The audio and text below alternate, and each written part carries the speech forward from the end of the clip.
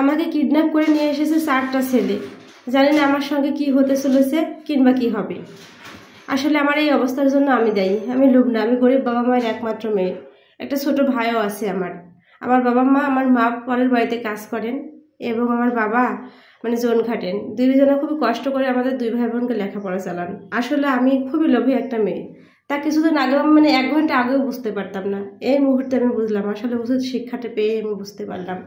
আমি গরিব মানুষের মেয়ে, মানে গরিবের মেয়ে, কিন্তু আমি চলাফেরা করতাম সবসময় বড় লোকের ছেলে মেয়ের সঙ্গে। আমার বান্ধবী সে অনেক ভালো পোশাক পরতো, ভালো খাবার খেত, পিকনিক করতো, বড় ফোন হাতে নিয়ে চলতো।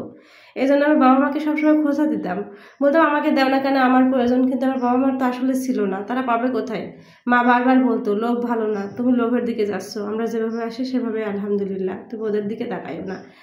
আমি আমার বান্ধবীর সঙ্গে চলাফেরা করতাম রাস্তাতে, আর রাস্তা যেতে যেতে সবসময় আমার মায়ের বাবার কথা বলতাম আর আমার লোভগুলো প্রকাশ করতাম। বলতাম আমাকে ভালো পেন্সিল দেয় না, আমাকে ভালো পোশাক দেয় না, আমার ভালো ফোন থাকলে হতো, তোমাদের মতো মানে ভালো ফোন হাতে করে ঘুরতে পারলে হতো। আসলে আমার বাবা মা দেয় না, আমার বাবা মা খুব খারাপ, এ ধরনের কথাবার্তাগুলো বলতাম।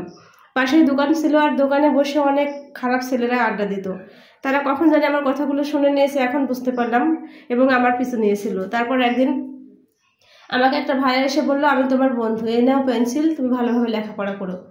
আমি তো খুব খুশি হয়ে গেছি, আসলে আমার ভিতরে লোভ ছিল, আমি তাই পেন্সিলটা নিয়ে নিলাম এবং খুশি হয়ে গেলাম। তারপর থেকে ভাইয়া আমার সাথে ফোনে কথা বলতো। তারপর একদিন পিকনিক করার জন্য আমাকে 100টা টাকা দিল। তাতেও আমি মানে অনেক খুশি হলাম। একবারও ভাবলাম না যে কে কেন আমাকে এই জিনিসটা দিচ্ছে, আসলে আমি লোভী ছিলাম।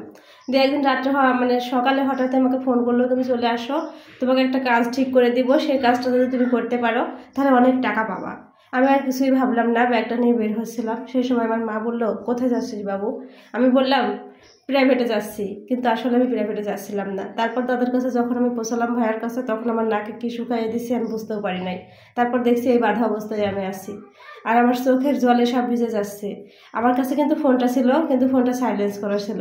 একবার ফোনটা বাজলো, আমি বুঝতে পারলাম। তার আধা ঘন্টা পরে আমি বাধা অবস্থায় ছিলাম, দেখলাম পুলিশ নিয়ে, 1 গাড়ি পুলিশ নিয়ে আমার বাবা অনেকগুলো মানুষ নিয়ে চলে এসছে আমার কাছে।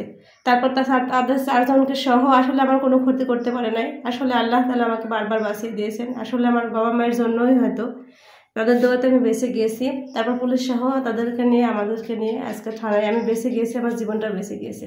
তাই প্রত্যেকটা ভাই বোনদেরকে বলতেছি, লোভ থেকে দূরে থাকুন। লোভ মানুষকে অনেক মানে খারাপ পর্যায়ে নিয়ে আসে। আর আমার লোভগুলো আমি প্রকাশ করতাম আমার বান্ধবীর কাছে, সেটা আলাদা, মানে আড়াল থেকে ভণ্ড ছেলেরা শুনেছিল যে, সেটাই আমার মানে আমার কাল হয়ে দাঁড়িয়েছিল। আজকে আমার সঙ্গে অনেক কিছু ঘটতে পারতো, হয়তো আমার মৃত্যু ঘটতে পারতো, আমার সর্বনাশ হতে পারতো, সম্মানহানি হতে পারতো, কিন্তু আল্লাহ তাআলার বিশেষ কৃপায় আজকে আমি বেঁচে গিয়েছি।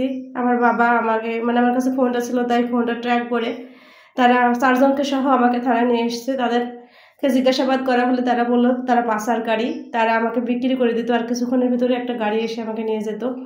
হয়তো কোনো খারাপ পড়লে যে আমাকে আজকে যেতে হতো আমার লোভের কারণে, আর সেটা আমি প্রকাশ করতাম আমার বান্ধবীর কাছে রাস্তায়, আর সেটার সুযোগে নিয়েছিল এই ভাইয়াটা। আমার লোভের জন্যই আমি আজকে এই পর্যায়ে এসেছি। তাই সবাইকে বলতেছি, এই কাহিনীটা কিন্তু একদমই সত্য কাহিনী, পুলিশ ফাইলস থেকে শোনা, সেটা আপনাদের জানাচ্ছি আর কি। আজকের ভিডিও এ পর্যন্ত, সবাই ভালো থাকবেন, আল্লাহ হাফেজ।